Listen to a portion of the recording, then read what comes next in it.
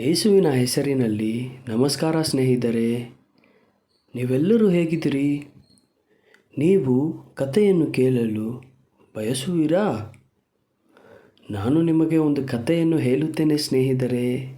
ಬನ್ನಿ ಕೇಳೋಣ.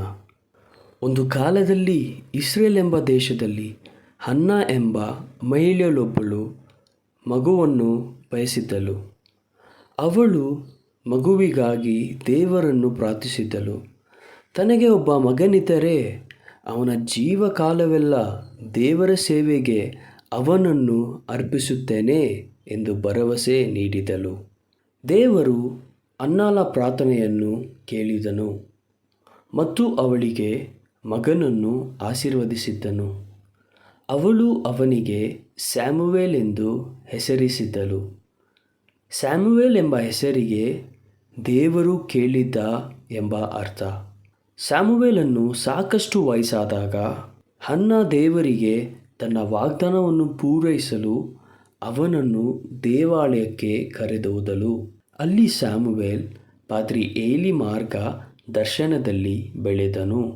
ಒಂದು ರಾತ್ರಿ ಸ್ಯಾಮುವೇಲನು ದೇವಾಲಯದಲ್ಲಿ ಮಲಗಿದ್ದಾಗ ಅವನು ತನ್ನ ಹೆಸರನ್ನು ಕರೆಯುವ ಧ್ವನಿಯನ್ನು ಕೇಳಿದ್ದನು, ಸ್ಯಾಮುವೇಲ್. ಅದಕ್ಕೆ ಅವನು ಎದ್ದು ಏಲಿಯು ತನ್ನನ್ನು ಕರೆಯುತ್ತಾನೆಂದು ಭಾವಿಸಿ ಏಲಿಯ ಬಳಿಗೆ ಓಡಿ, ಇಗೋ, ನೀವು ನನ್ನನ್ನು ಕರೆದಿದ್ರಿ ಎಂದು ಹೇಳಿದನು. ಆದರೆ ಏಲಿ, ನಾನು ನಿನ್ನನ್ನು ಕರೆಯಲಿಲ್ಲ, ಮತ್ತೆ ಮಲಗು ಎಂದು ಹೇಳಿದ್ದನು. ಮತ್ತೆ ಯಾರೋ ಅವನನ್ನು ಸ್ಯಾಮುವೇಲ್, ಸ್ಯಾಮುವೇಲ್ ಕರೆಯುವ ಧ್ವನಿಯನ್ನು ಕೇಳಿದನು. ಏಲಿಯ ಕಡೆಗೆ ಓಡಿ ಅವನು, ಇಗೋ, ನೀವು ನನ್ನನ್ನು ಕರೆದಿದ್ರಿ ಎಂದು ಹೇಳಿದನು.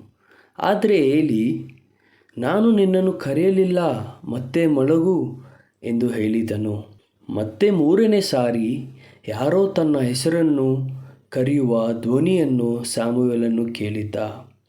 ಪುನಃ ಏಲಿಯ ಬಳಿಗೆ ಹೋದನು. ಮತ್ತೆ ಈ ಸಮಯದಲ್ಲಿ ಏಲಿಯು ಸ್ಯಾಮುವೇಲನನ್ನು ಕರೆದವನು ದೇವರು ಎಂದು ಅರಿತುಕೊಂಡನು. ನೀವು ಮತ್ತೆ ಧ್ವನಿಯನ್ನು ಕೇಳಿದರೆ ಮುಂದಿನ ಬಾರಿ ಎಚ್ಚರಿಕೆಯಿಂದ, ಕರ್ತನೇ, ಮಾತನಾಡು, ನಿನ್ನ ಸೇವಕನು ಕೇಳುತ್ತಿದ್ದೇನೆ ಎಂದು ಅವನು ಸ್ಯಾಮುವೇಲನಿಗೆ ಹೇಳಿದನು. ಸ್ಯಾಮುವೇಲನು ನಿದ್ರಿಸಿದನು. ಅವನು ಮತ್ತೆ ಆ ಧ್ವನಿಯನ್ನು ಕೇಳಿದಾಗ ಅವನು, ಕರ್ತನೇ, ಮಾತನಾಡು, ನಿನ್ನ ಸೇವಕನು ಕೇಳುತ್ತಿದ್ದೇನೆ ಎಂದು ಹೇಳಿದನು.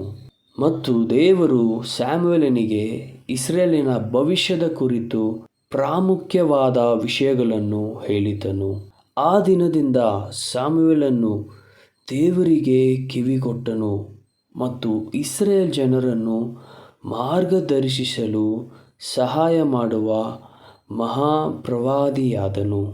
ಪ್ರಿಯ ಮಕ್ಕಳೇ, ಈ ಕಥೆಯಿಂದ ನಮಗೆ ಏನು ಅರ್ಥವಾಯಿತು? ನೀವು ಎಷ್ಟೇ ಚಿಕ್ಕವರಾಗಿದ್ದರೂ ನೀವು ದೇವರ ಧ್ವನಿಯನ್ನು ಕೇಳಬಹುದು ಮತ್ತು ಪಾಲಿಸಬಹುದು. ಅದನ್ನೇ ಸ್ಯಾಮುವೇಲನ ಕಥೆ ನಮಗೆ ಕಲಿಸುತ್ತದೆ. ಎಲ್ಲ ಮಕ್ಕಳು ದೇವರನ್ನು ಕೇಳಲು ಮತ್ತು ಸ್ಯಾಮುವೇಲನಂತೆ ದೇವರ ಯೋಜನೆಯನ್ನು ಅನುಸರಿಸಲು ಸಾಧ್ಯವಾಗುತ್ತದೆ. ದೇವರು ನಿಮ್ಮ ಆಶೀರ್ವದಿಸಲು ಪ್ರಿಯ ಮಕ್ಕಳೇ. ಟಾಟಾ, ಬಾಯ್ ಬಾಯ್.